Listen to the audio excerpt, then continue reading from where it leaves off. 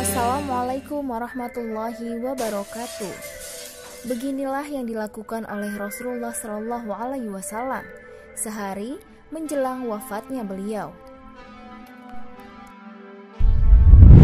Meski sakit yang beliau alami kian parah, namun beliau tetap mengimami semua sholat hingga pada hari itu, hari Kamis, 4 hari sebelum beliau wafat. Pada hari itu, beliau mengimami sholat maghrib, lalu membaca Al-Mursalat. Saat waktu sholat Isya tiba, sakit beliau semakin parah hingga beliau tidak dapat keluar ke masjid. Diriwayatkan dari Aisyah radhiyallahu anha, ia berkata, sakit Nabi Shallallahu Alaihi Wasallam kian parah. Lalu beliau bertanya, apakah orang-orang sudah sholat? Kami menjawab, belum. Mereka menunggumu wahai Rasulullah. Beliau berkata, letakkan sebaskom air untukku. Aisyah berkata, kami laksanakan. Beliau kemudian mandi lalu berusaha untuk bangun dengan susah payah, namun beliau jatuh pingsan. Setelah itu beliau sadar lalu bertanya, apakah orang-orang sudah sholat? Kami menjawab, belum. Mereka menunggumu wahai Rasulullah. Beliau berkata, letakkan sebaskom air untukku. Orang-orang berdiam diri di masjid menunggu Nabi Shallallahu Alaihi Wasallam untuk mengerjakan sholat Isya.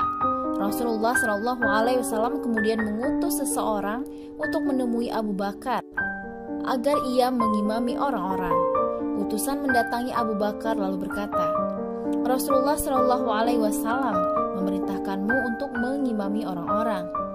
Abu Bakar berkata, wahai Umar, imamilah orang-orang. Umar berkata kepadanya, engkau lebih berhak. Abu Bakar akhirnya mengimami selama beberapa hari. Sehari menjelang wafat, tepatnya hari Ahad, Nabi Shallallahu Alaihi Wasallam memerdekakan semua budak milik beliau, bersedekah 7 dinar uang yang beliau miliki, dan mengibahkan seluruh senjata beliau kepada kaum muslimin. Pada malam harinya, Aisyah meminjam minyak dari tetangganya untuk menyalakan lampu.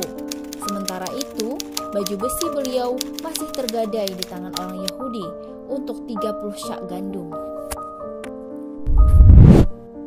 Pada pagi hari di mana Nabi Shallallahu Alaihi Wasallam pulang ke haribaan ilahi, beliau keluar untuk menyaksikan buah jerih payah dan kesabaran beliau.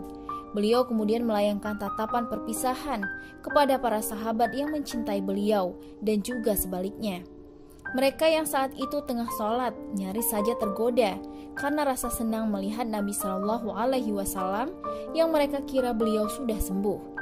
Mereka tidak merasa kalau Nabi Shallallahu Alaihi Wasallam melayangkan tatapan perpisahan kepada mereka hingga bertemu nanti di telaga beliau dan di surga Allah Subhanahu wa Ta'ala.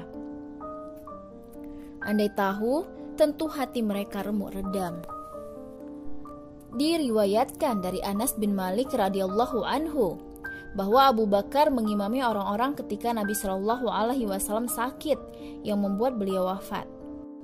Pada hari Senin ketika para sahabat berbaris dalam sholat, Nabi Shallallahu Alaihi Wasallam menyingkap tirai kamar. Beliau menatap ke arah kami dengan berdiri. Wajah beliau seakan lembaran mushaf. Lalu beliau tersenyum hingga membuat kami tergoda karena rasa senang melihat Nabi Shallallahu Alaihi Wasallam.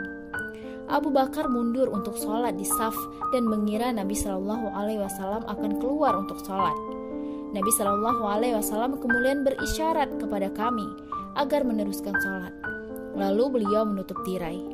Beliau wafat pada hari itu. Setelah itu, Nabi Shallallahu Alaihi Wasallam tidak menjumpai waktu sholat berikutnya.